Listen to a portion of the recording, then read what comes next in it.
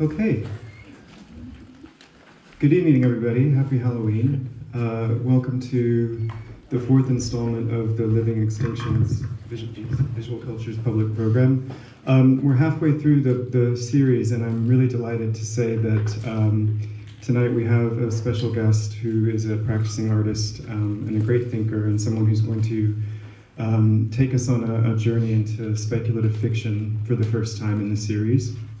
I'll just say a bit about where we're going next. The next three talks will carry on the theme of extinction. On November 21st, we have Sneemun's daughter Wilson, also practicing artists, getting away from that, who will talk to us about specific ecosystems and species relations between humans and local environments in their long-term practice, followed by the last two talks with anthropologist Kari Driscoll, thinking about biopolitics and zoos during wartime, and then ending with Wahida Kanker, who's going to look at different kinds of philosophical morphologies as a kind of coda to the theme of extinction. Okay, so without further ado, I'll introduce Caitlin Berrigan. Caitlin works across video, sculpture, performance, and text to engage with the intimate and embodied dimensions of power, politics, and capitalism. Her artist's book, which I have here, Imaginary Explosions from Broken Dimanche Press, was the subject of solo exhibitions in Berlin and Schloss Solitude, and her book, Unfinished State, is forthcoming from Archive Books. Her work has shown at the Whitney Museum, Art in General, the Poetry Project, Harvard Carpenter Center, Storefront for Art and Architecture, Hammer Museum, Anthology Film Archives, LACMA, Henry Art Gallery, Union Docks, and the De Cordova Museum, among others. Berrigan has received grants and residencies from the Humboldt Foundation, Skowhegan, Graham Foundation, Foundation for Contemporary Arts, Program for Art and Architecture Berlin, and Academy Schloss Solitude. She holds a master's in visual art from MIT and a BA from Hampshire College. She's a researcher at the Academy of Fine Art in Vienna, PhD in Practice Program, and an affiliate of the NYU Tandon School of Engineering, Technology, Culture, and Society. And while I have the book in my hand, I just want to read one little phrase that I found about halfway through, since we're thinking about poetics and extinction. This really struck me on this kind of gray field. After annihilation, I'm becoming mineral. So, Caitlin, take it away. Thanks.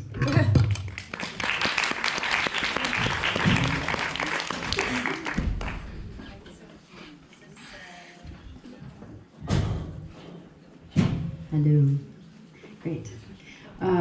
Thank you so much, Wood, for your introduction, and also to Lynn for inviting me here, and to everybody for coming out tonight. Yeah, that actually, that passage that you selected from the book is really was one of the first lines that came to me for that book, and that just kept ringing with me. So in some ways, that is the beginning. The end is the beginning. And so what I think, okay, yes, you can see all of those blinking minerals there.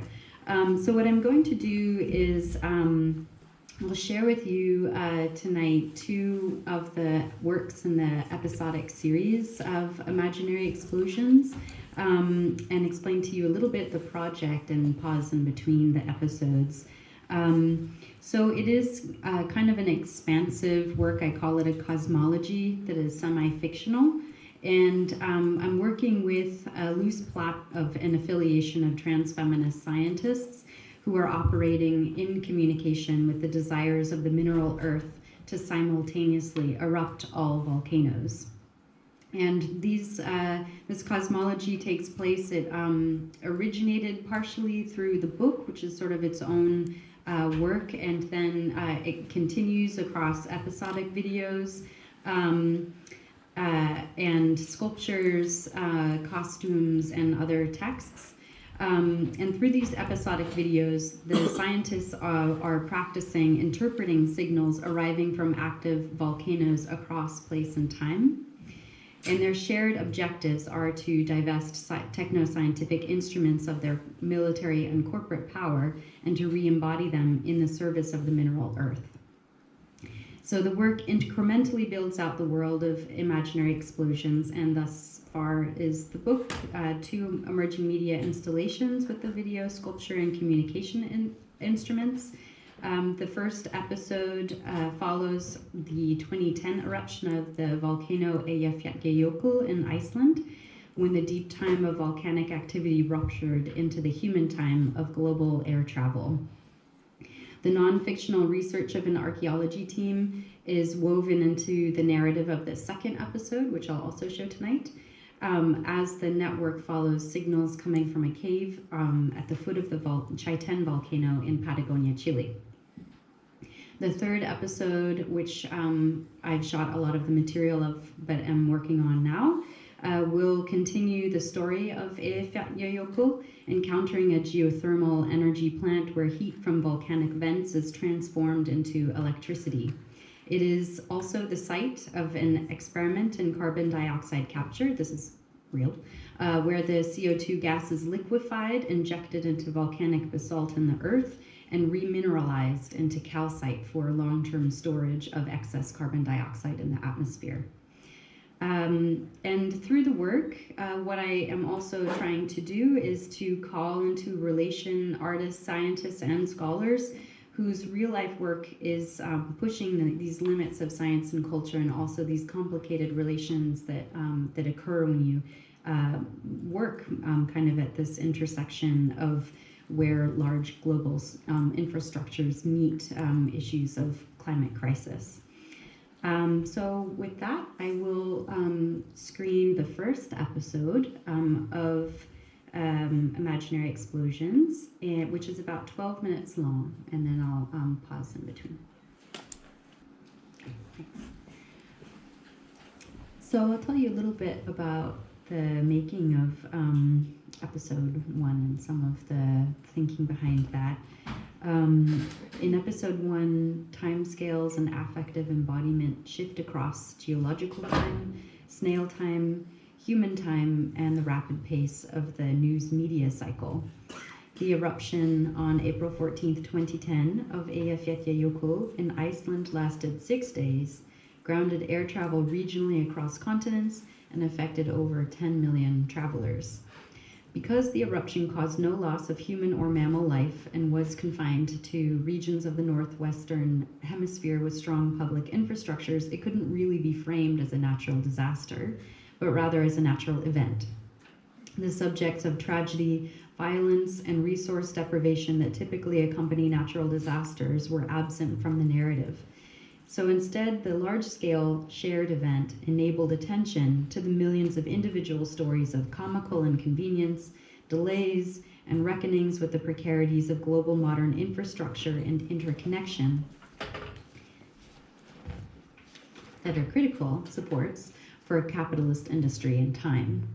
So I wanted to imagine that it was the desires of an agential earth to follow its own rhythms and plans, maybe even to dismantle racialized capitalist patriarchy through awesome reclamation and reorientation.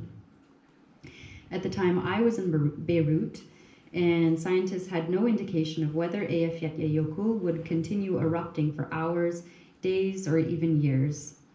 I imagined that my return flight to Berlin would be canceled, that I would never retrieve my belongings there, and the life I had built in Europe would end. But the eruption ceased and air travel resumed. Instead, like an idiot, I mistook my departure time of 3 a.m. for 3 p.m., missed my flight, through a series of mishaps, ended up in jail for a night with my friend in Beirut, and thus began a long series of tragic and violent personal trauma that ended my life as I knew it. And I couldn't blame it on the volcano, but perhaps I could become aligned with it.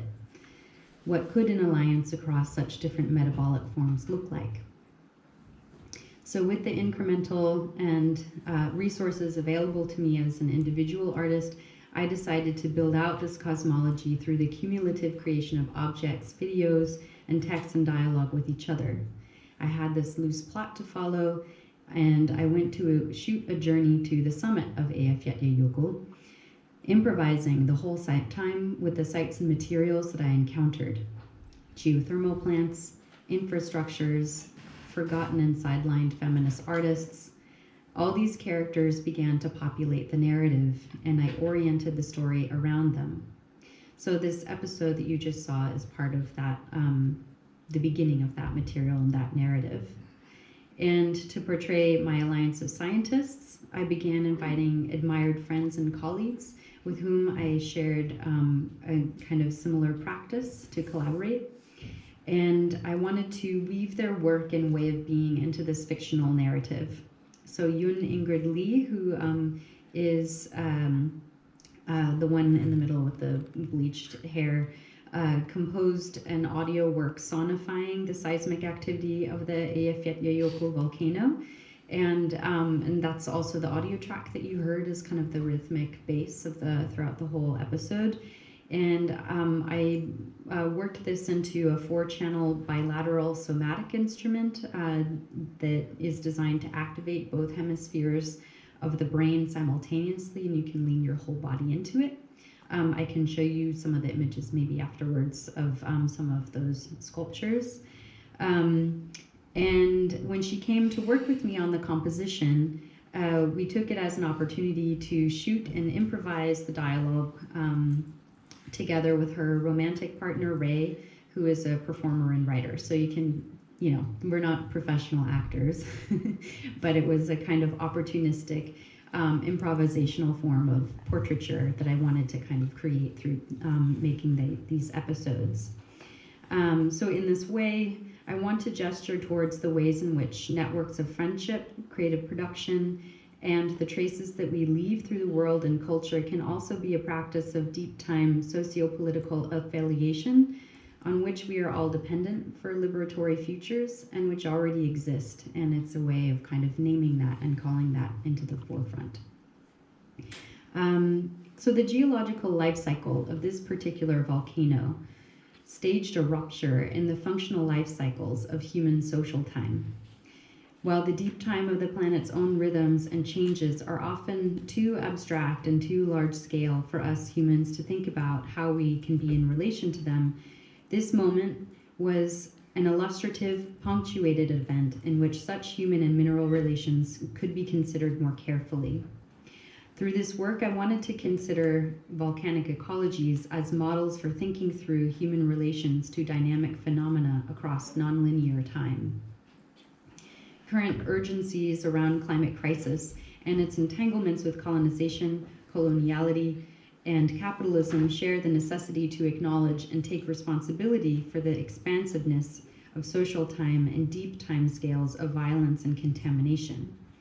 Through the form of speculative fiction cosmologies, I want to speak to these subjects and explore what other presents and futures become possible once we begin to think beyond the framework of the human.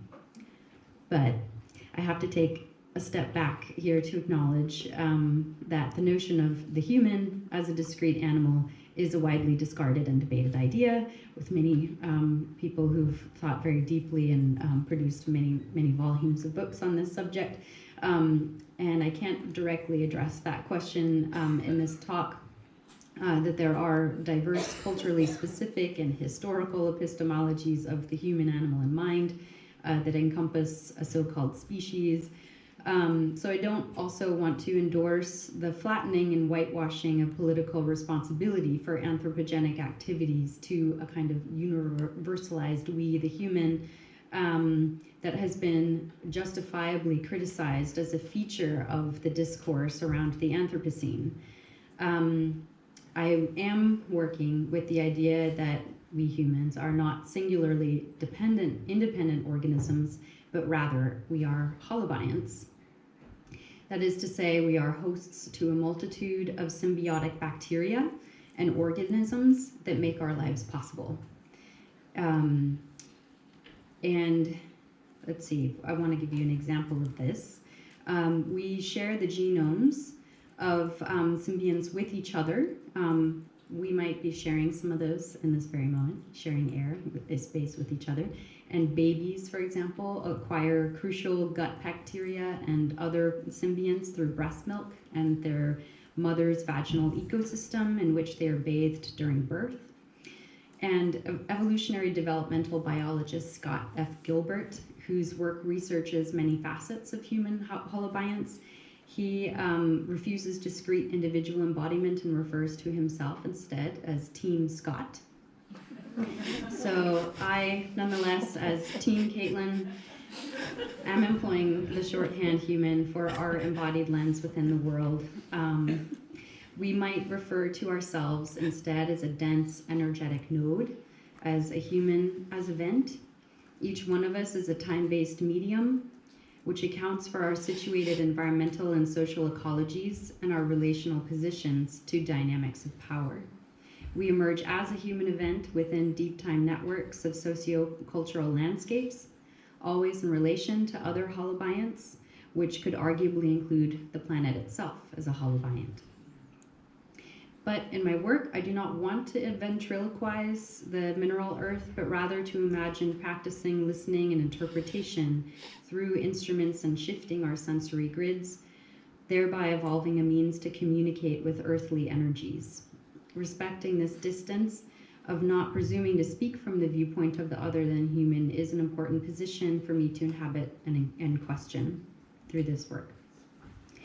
And this process in evolutionary biology of how holobionts acquire genomes to adapt and change was one with which I wanted to play in the following episode. In this case, I'm thinking about what has been called the arts of living on a damaged planet. Such practices include adaptation in the face of extinctions, material contamination, and the slow violence of environmental toxicities. Those who are under the most pressure to innovate these arts of survivance are those more vulnerable and with fewer resources, the dispossessed, those disenfranchised by racial hierarchies and systems of caste, and those whose labor and bodies have been instrumentalized in the service of mineral resource extraction. But a damaged planet also consists of the hauntings and residues of structural oppression, technocratic nation states, coloniality, military industrial complexes, religion, and technoscientific infrastructures, which have been utilized towards asymmetrical power relations. These resources for long-term scientific data acquisition and interpretation are crucial to society, yet they are especially stratified through power, capital, militarized governance, and legacies of racism. One of my goals is to think about epistemologies and different levels of knowledge production. I want to acknowledge the importance and sophistication of embodied knowledges alongside the necessity to repurpose technoscientific tools that decenter these asymmetrical power relations. So some of the actual materials that I'm utilizing as the means and the basis of this, in the creation of this work, include radar topologies that belong to and are operated by nation states that can be utilized actually through time, so that a kind of image of the surface of the earth can be created and updated sometimes within minutes. I'm using as well notions with the bilateral seismicity, notions from neuroscience that we can, through a hemispheric confusion of both sides of our brain, that we can create moments of neuroplasticity where memory, trauma can be narrated and shifted in our minds and our memories. As well as working with other data from volcanologists and the observations of Earth dynamic systems. And those are, perhaps they're not always represented in this way where I point out exactly what it is in the work, but I'm trying to work and create with those materials to sort of imagine and inhabit them differently. And these are, much of this information is coming from remote sensing arrays and machine visions and global observation systems, which are offering us extended, well, some of us, extended apparatuses of viewing, feeling, and operating in the world. They also offer a kind of way of being in two places at once, which is also a kind of multiple embodiment. And how can we make remote sensing data also part of embodied knowledge? So I'm kind of working with this idea that to shift power paradigms, it is necessary to dwell in zones of power. And these are some of the ongoing and unresolved questions for me in the making of the work, the media I'm working with, and my collaborations with scientists. This practice of cultural production is, for me, part of this collective process of dwelling and imagining. So I'm going to show you now the episode 2, which I just finished last month. And then I'll tell you a little bit more about the making of that afterwards.